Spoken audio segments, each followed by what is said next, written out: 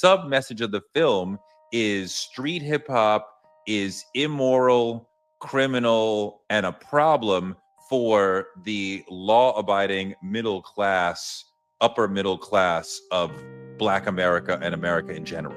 Because he, the young felon is just a nuisance that Denzel has. He's literally saying, "Yo, the ghetto's holding Black people back. It's their fault."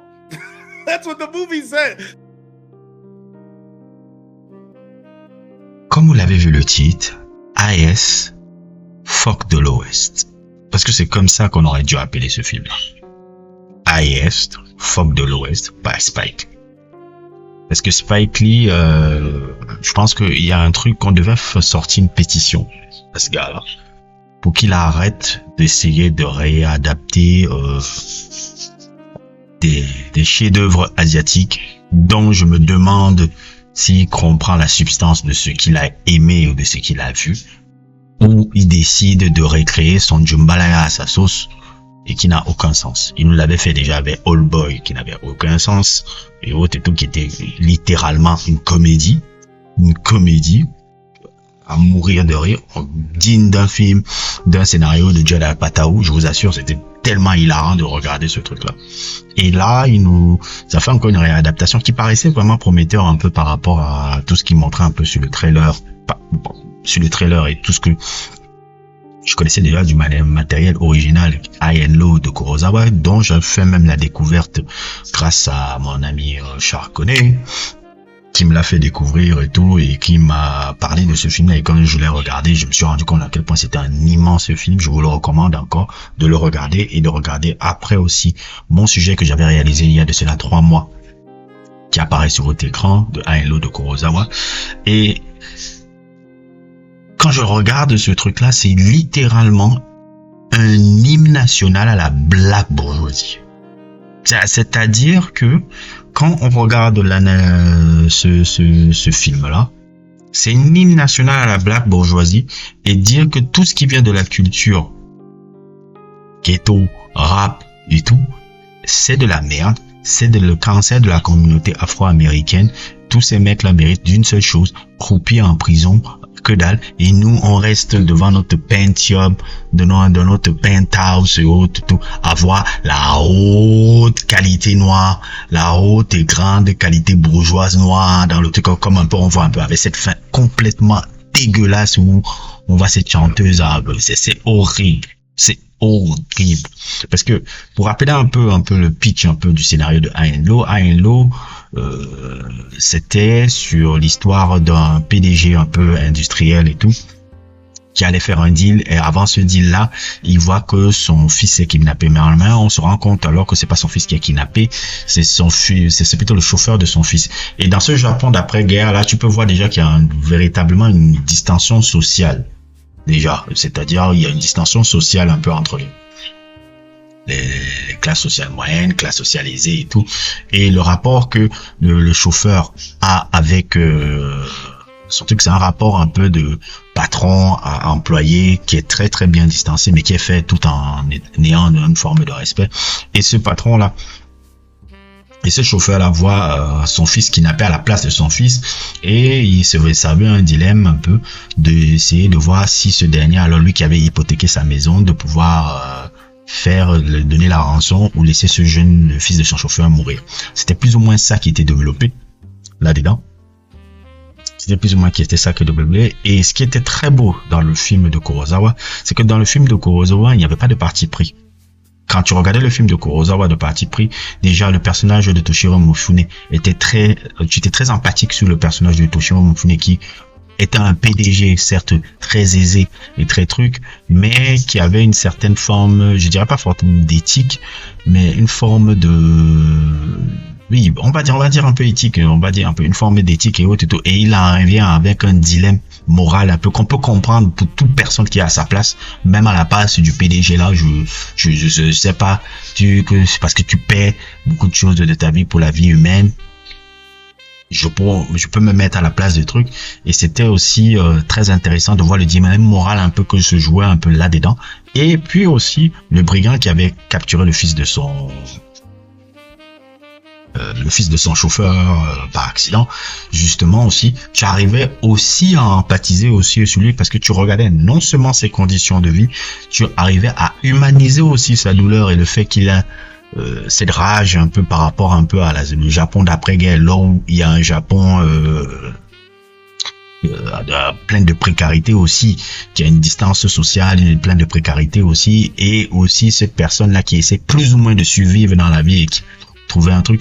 Et il y a une forte empathie que tu as sur le personnage, d'où la fabuleuse scène de fin qui m'avait donné même des frissons, presque des larmes aux yeux et tout, qui est l'une des plus, pour moi, des fins les plus géniales que j'ai jamais vues dans l'histoire du cinéma, tout court. Tu arrivais à avoir de l'empathie sur le personnage. Tu arrivais à avoir de trucs sur un personnage autant pour le PDG que pour le brigand, parce qu'il n'y avait pas de parti pris. Ça montrait vraiment un dilemme moral qui permettait à nous, le spectateur, en tout cas moi, comment je l'ai perçu, qu'est-ce que tu aurais fait à leur place et tout si tu étais à cette position-là. Et ça, c'était hyper intéressant, hyper logique, parce qu'il n'y avait vraiment pas de parti pris, et c'est ça qui fait que Heinz et Lo de Kurosawa était un chef-d'œuvre. C'était le fait qu'il n'y ait pas de parti pris et d'humaniser tous les personnages. Il avait autant humanisé le brigand qu'humanisé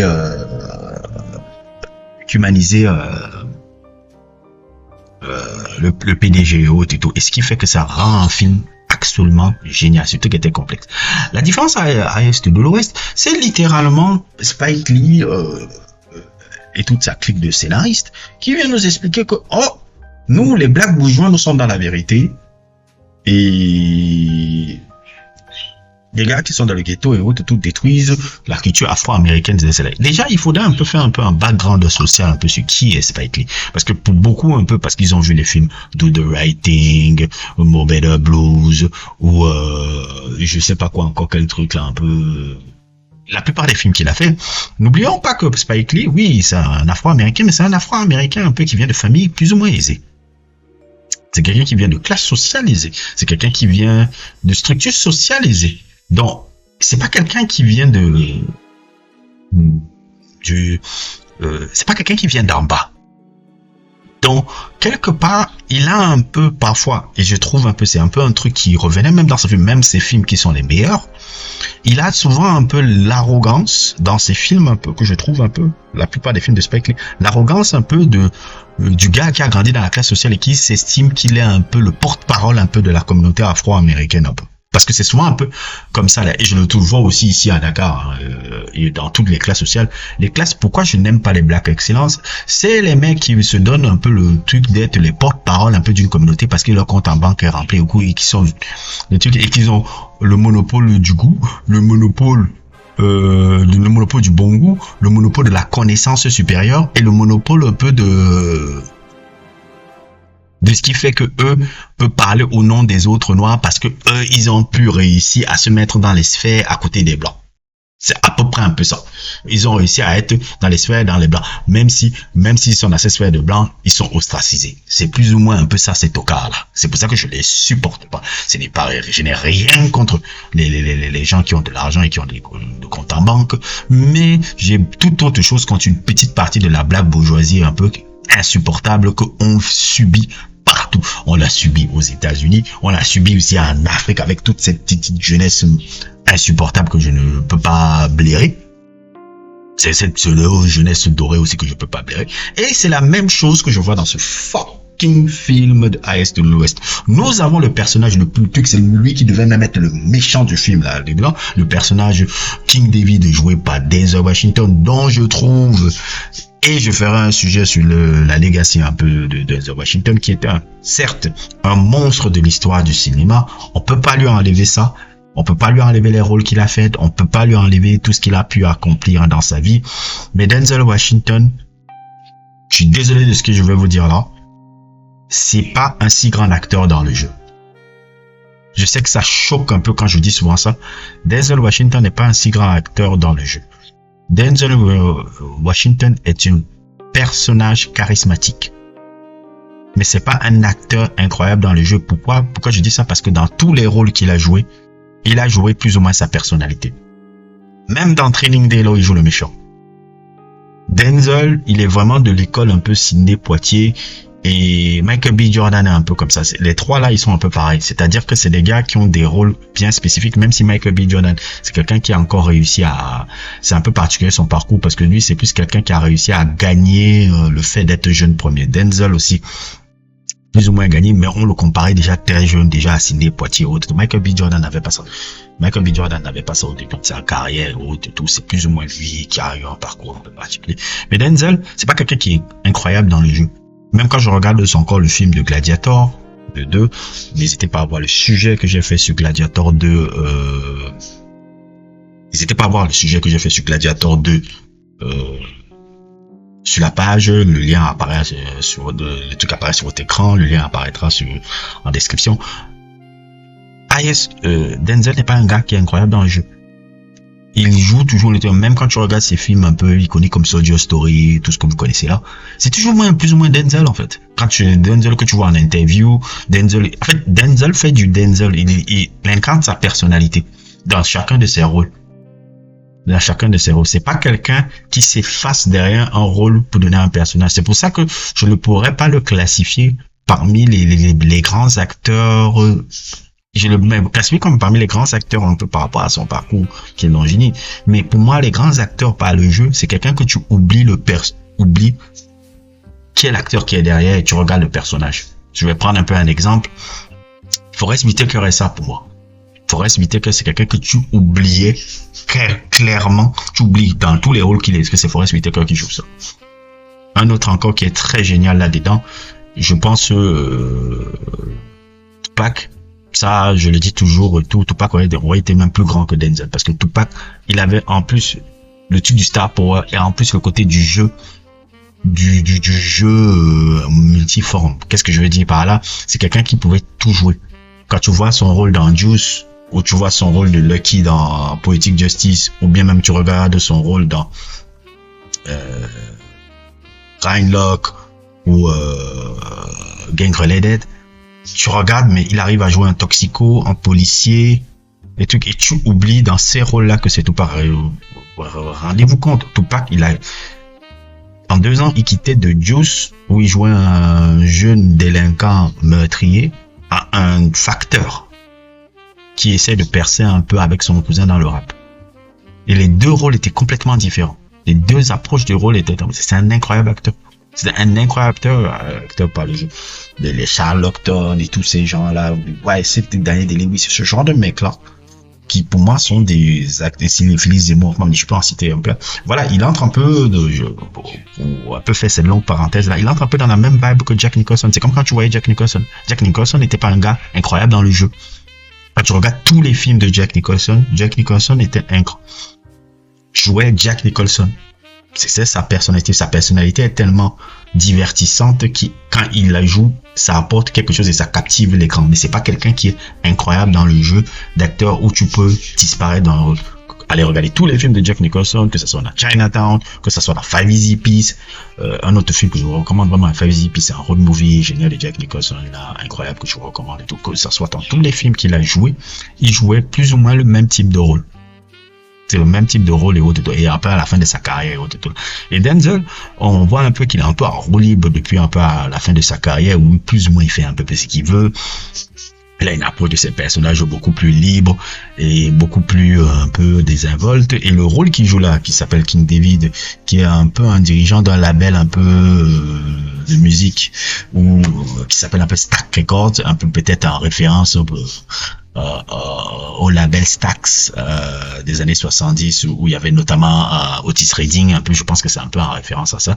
Juste ce dirigeant de label qui est dans un label un peu plus ou moins en dents de scie maintenant et tout, et il se fait comme dans l'original, on essaye de lui demander de faire une rançon par rapport à son fils qu'on a kidnappé. Et comme d'habitude, on se rend compte que c'est son fils qu'on a kidnappé, on se rend compte beaucoup plus qu'on a kidnappé le fils de son chauffeur, et etc. Et c'est là après qu'on entre un peu toujours dans la même trame, le truc de la rançon et autres et tout. Et qu'est-ce qui fait la différence majeure entre les 2 films? Et c'est là où AS de l'Ouest m'a énervé. Ce que on parlait dans AS de l'Ouest, c'est complètement absent dans AS de l'Ouest. C'est pour ça que j'appelle Highest Fucked de l'Ouest. On n'essaie même pas de développer le personnage de Young Felon joué par A$AP Rocky, et je trouve que c'est triste un peu pour A$AP Rocky, pour un rôle qui devait être majeur, qu'on le réduise encore à ce genre de truc de rôle là. Parce que la dernière fois que je me rappelle que j'avais vu A$AP Rocky dans un film, c'était dans le film Dope, et c'était plus ou moins dans ce rôle là. Je m'attendais à ce que ce rôle là ait beaucoup plus de complexité comme l'était dans ASLO. On n'a aucune histoire et aucun background vraiment expliqué sur le personnage qui permet à ce que non seulement on empathise et non seulement on comprend un peu ses aspirations et tout. Elles sont beaucoup plus exposées, si je veux le dire. Oui, il y a le moment où le personnage de Denzel King David va rencontrer la femme, la compagne de A$AP Rocky, un peu de Young Felon et autres et tout, ou plus ou moins pour rechercher un peu le truc, mais globalement il y a rien qui est développé là-bas. Même là, l'Ouest un peu, qui peut être un peu le New York des bas-fonds, n'est pas tellement développé comme dans l'eau où tu pouvais voir la vie à New York, la vie dans les bas-fonds un peu de New York. Qu'est-ce qui permet le truc là-bas? Ce n'est même pas développé, c'est brush off comme ça pour dire oh vous savez ce n'est que des trucs un peu là où les ghettos et autres tout, ce n'est que là il y a que de la bonne. Il y a que de la crasse humaine là-bas. C'était comme ça que c'était pire. En tout cas, c'est comme ça que moi j'ai perçu le truc. Et totalement. Et moi, ce qui m'a énervé et tout, c'est que le personnage de King David et autres et tout était complètement dans une condescendance que je ne supportais pas. Il pense qu'il a le monopole de la vérité sur ce que c'est la culture afro-américaine qui est soi-disant grande. On doit souvent écouter du jazz, du soul et autres, et le hip-hop c'est que pour des villas. Et le hip-hop c'est que pour des gueux. En gros c'est ça.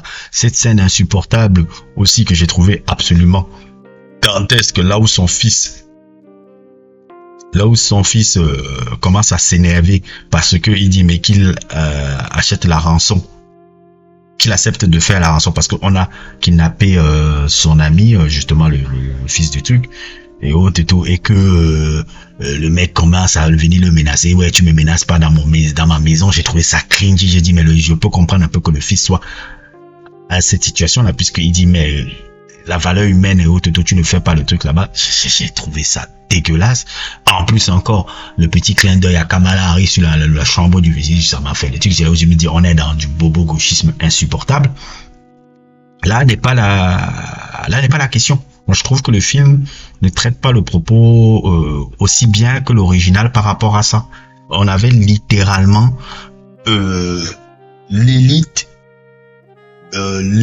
noire qui doit rayonner seulement sur le monde par rapport à ce bouffon des Young Felon. Et c'est comme ça que moi je l'ai perçu. Et je trouve que le truc est absolument dégueulasse. C'est absolument dégueulasse de faire ça. C'est un film vraiment fait par un bobo gauchiste négro pro Kamala Harris à la con. Ce film-là. C'est exactement ce que j'ai pas supporté. Et même aussi dans la relation un peu, c'est pour ça que ça ne marche pas vraiment. La relation un peu entre le chauffeur joué par Jeffrey, truc, je crois que c'est même son fils aussi, si je me trompe pas, je sais pas, celui qui jouait Basquiat là, dans les années 90 et qui joue commissaire Gordon dans Batman là, et tout. Ce qui est, je crois que c'est son fils même aussi qui jouait son chauffeur, le fils du chauffeur et autres. Ce qui m'a un peu dérangé un peu avec la relation avec avec King David, le chauffeur et le gars, c'est que ils ont une relation de proximité très proche.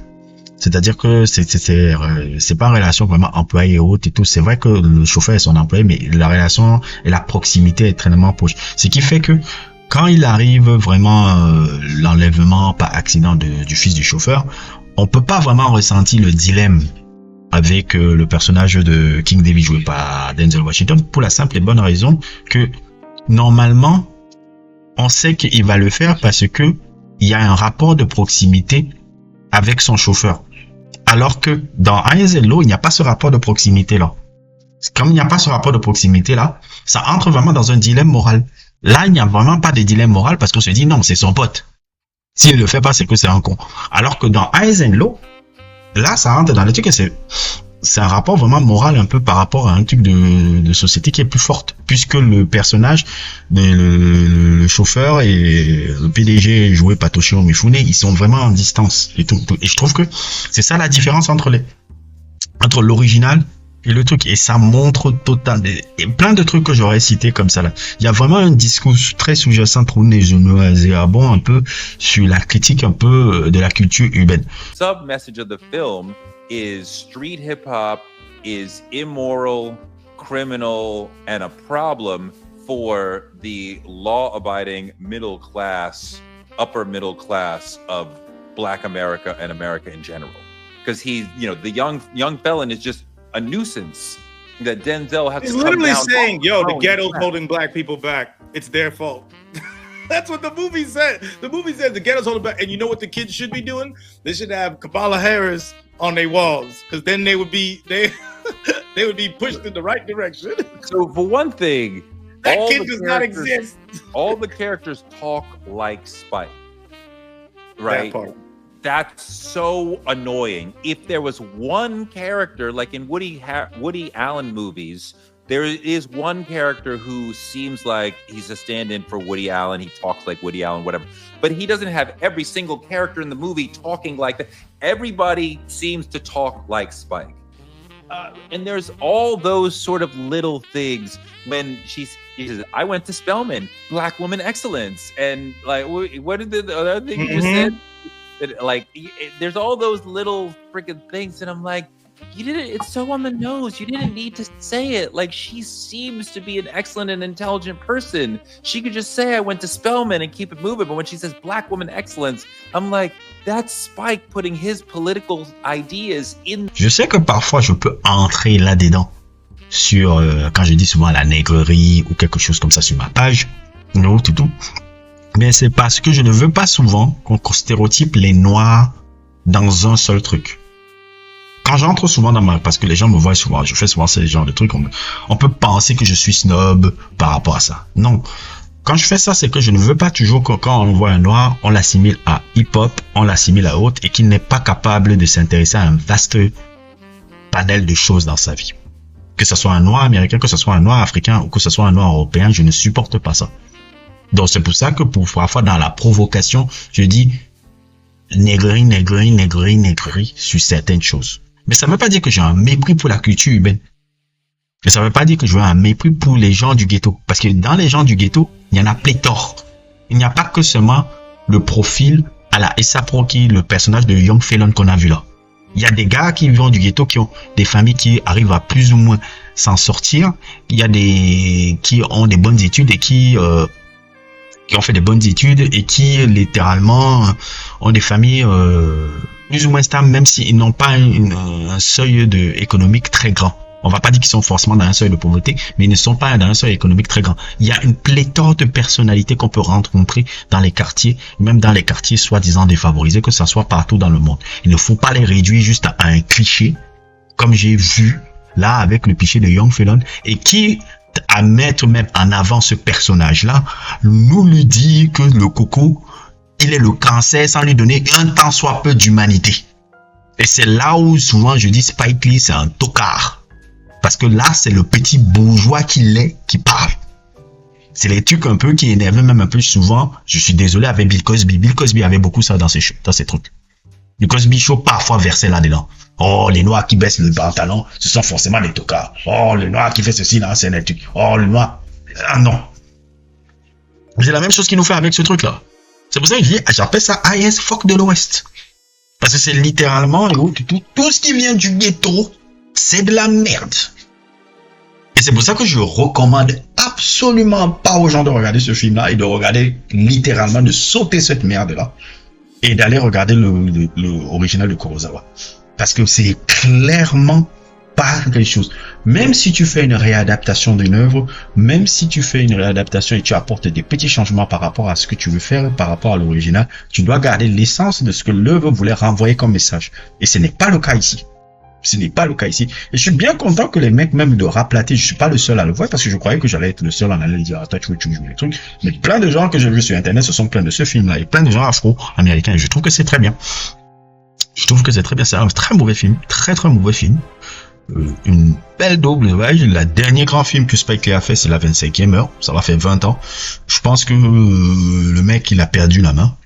Je pense que le mec, il a perdu un peu la main. Bon, j'ai pas vu Black Kingsman, il y a plein de trucs que j'ai pas vu aussi.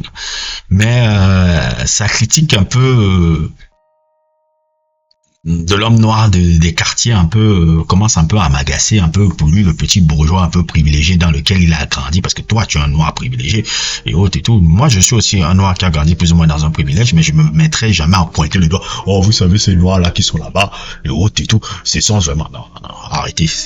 Et c'est exactement ce que Spike Lee nous fait avec ce film là. IRS Fox de l'Ouest. Forcément, si tu es un noir et qui fait du rap et qui baisse du pantalon et autres et tout, tu dois mériter 50 ans de prison, on ne doit jamais te voir et tu n'as aucune humanité. Ta place est restée dans le trou parce que tu es forcément un cancer pour la communauté afro-américaine. Voilà le discours de Spike Lee dans sa daube, et je suis complètement convaincu que tous les chefs-d'œuvre asiatiques qui sont sortis en termes de cinéma, on doit l'interdire à ce monsieur de l'adapter parce que concrètement, il n'y comprend rien là-dedans. Il n'y comprend rien et autres et tout. Et puis même, il est massacre. Bref, c'était un peu mon avis sur le sujet et tout. J'essaierai de voir si je le mettrai sur Patreon ou pas. En tout cas, voilà pour l'instant encore mon sujet sur AS de l'Ouest.